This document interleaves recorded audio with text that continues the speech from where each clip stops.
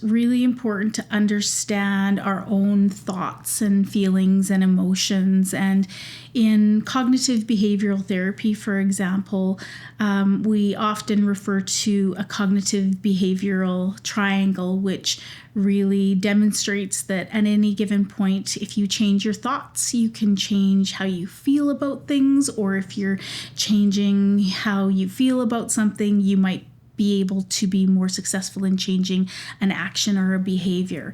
So all of that is interrelated, and we get a lot of control of understanding these parts of ourselves.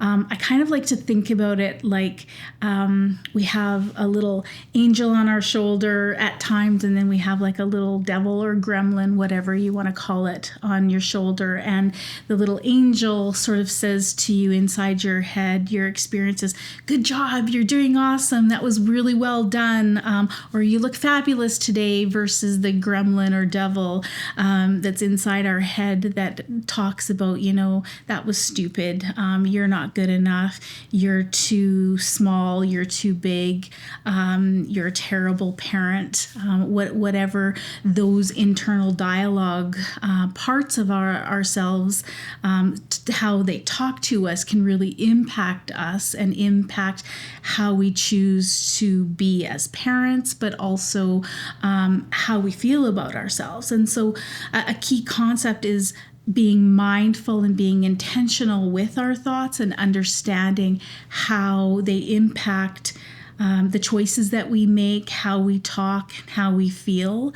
And in doing that, we will become and have more control over those things. Just because we feel it, or just because we have an internal dialogue or a distorted thought that traps us, doesn't mean that we can't shift it or change it. And as part of this, learning or understanding our cognitive distortions, which are really distortions about how we think about things, and there's many of them, such as minimizing our feelings, like, "Oh, that's not important, I shouldn't feel or need this," or catastrophizing an event, like, "Now that that's happened, nothing will ever be the same." We all have this at any given time, and it can really negatively impact us if we don't learn how to manage it and be aware of it, and learn how to really change it in a way that we have power over it. In order to change thinking patterns to make them more helpful, the first step is really to become aware of how we're thinking about things. Be mindful, really, to stop and think and objectively observe, how am I thinking about whatever the situation is. Another really important and valuable way to change that is to kind of have a list of questions to ask. So in my case, if I have a thinking trap, or if I'm caught in a cognitive distortion, I might kind of challenge my thoughts in some way gently to say, is there something about this that isn't true about it? Is there something that I'm not seeing in this? Is there another way to think about it?